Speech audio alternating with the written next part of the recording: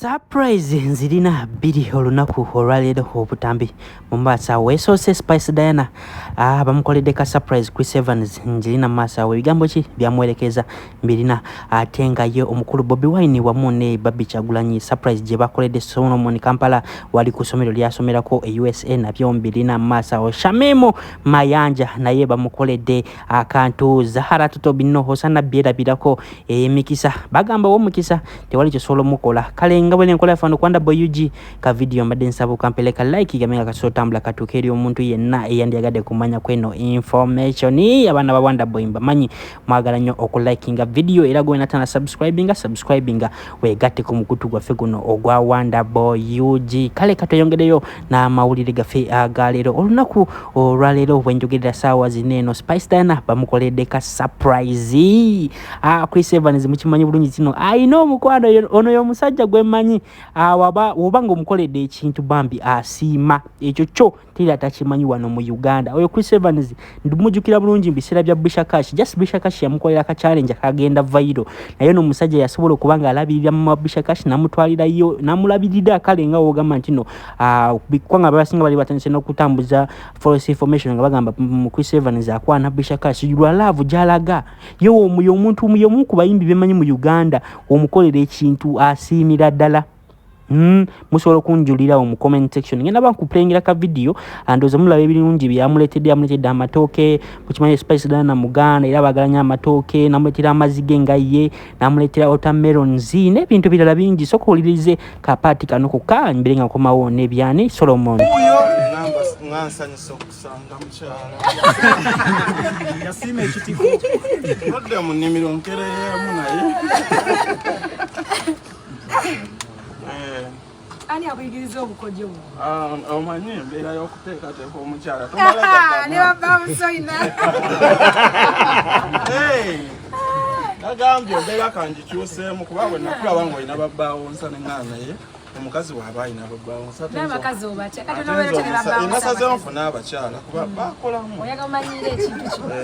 kinange kale ebya surprise nga tubivuddeko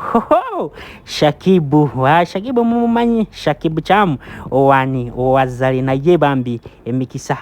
owo mbagamba wo mukisa ngawe nabagambi abyala emikisa je no kolachi bambi yabadde yasobodde okubanga featuringa mu Netflix era mugenda kuba mulaba networks ya Shakibu nga yeyongerera ddala Young Rich and Famous wali ku Netflix mugenda mulaba Shakibu mu season eddako bino nga bitadde mabbali olunaku olwaleero bakedde okukyalirani omukulu Solomon Kampala abadde takimanyi ntino bazadde bagenda kuba bajja mu America bamukoledde Jessica surprise awo mangu mukimanyi bulungi tino Bobi Wine film ye baji nominating kati ada so segenda mu America wanabava mu America kome wano mu Uganda wanakoma mu Uganda agende UK mukimanyi bulungi tino bata visa ye era nga sawa zini bata passport ye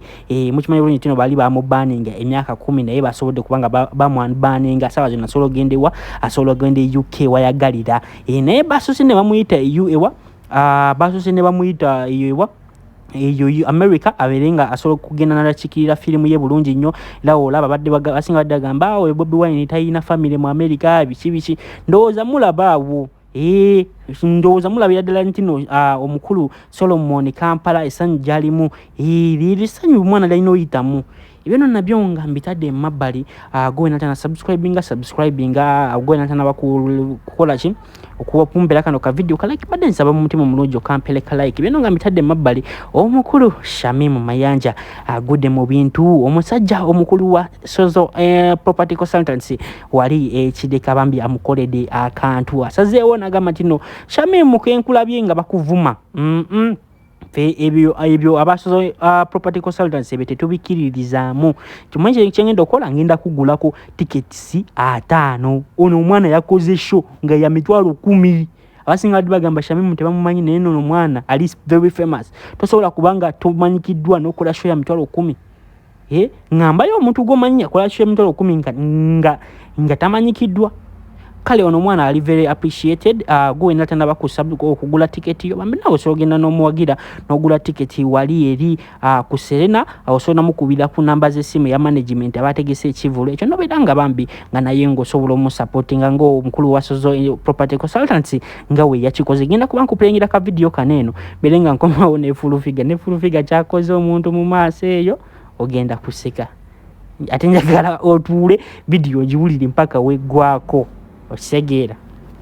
18 November gwe Murama tuli ku Serena Hotel Kampala okuyingira emitwalo 10 ate meza ya milioni 3. Yes baguyita namukakula ndi ku Sozo Properties basazeewo ne bagamba Zubeda tosobola kubeera we katafe we tuli tugenda kuwagira nezija omukulu n'agamba ekino nakyo kiwedde ticket ya 50 ne yazizanyo ne yaze ko bulidde bakazi basajja bulidde bonna abana baba zokuwagira Zubeda twagira manyika twagala kuwaba na ku ticket we yaziguze n'ekiro gye zote ziliko bukakuli afe abantu bafe bonna ku class zonna ku levels zonna twagala batwale ticket bazigiriza mbuze ku balungi abatulaba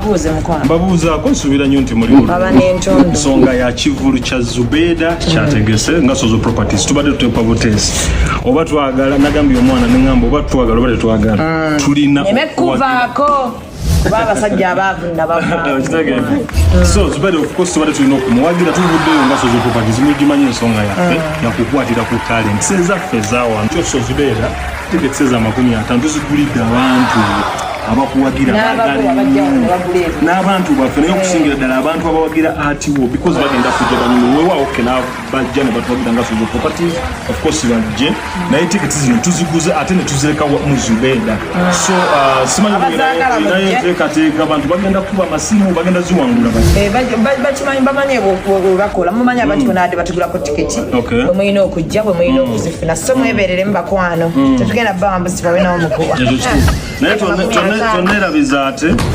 Zubeda tumuwadde akawumbi kalamba mwezo ze yandigize akawumbi kadogenda tambulira kye mukwano shia buno obutumbu bubanga mmosi butononganya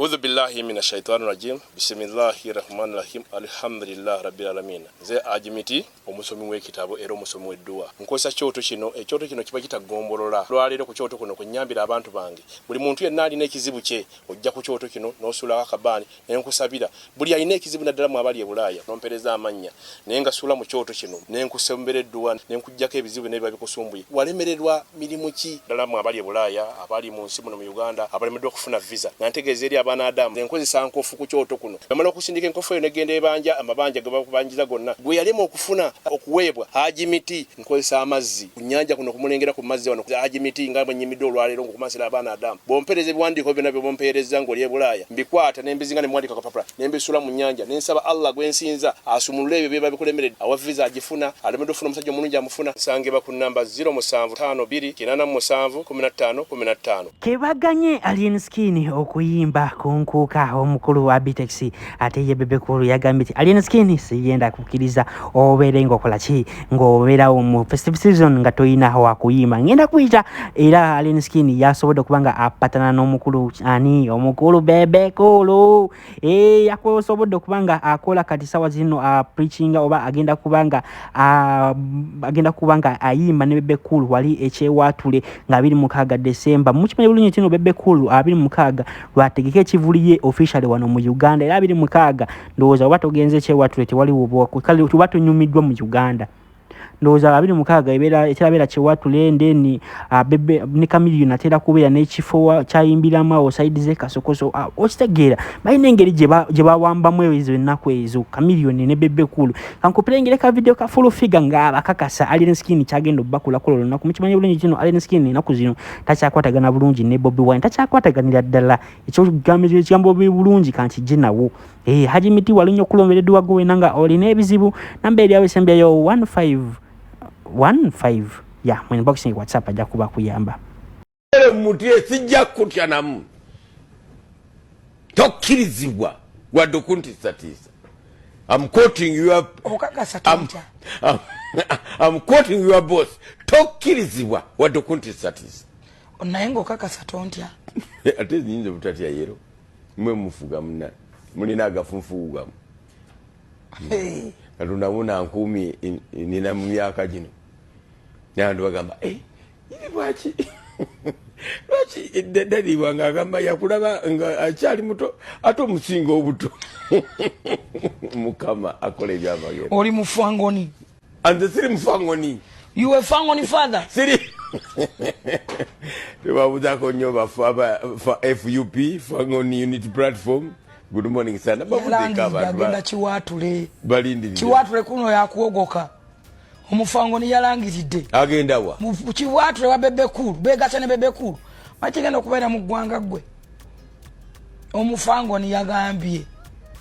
ngenda kiwatule tondeke kiwatule ensi eri ku bunkenke lwa mufangoni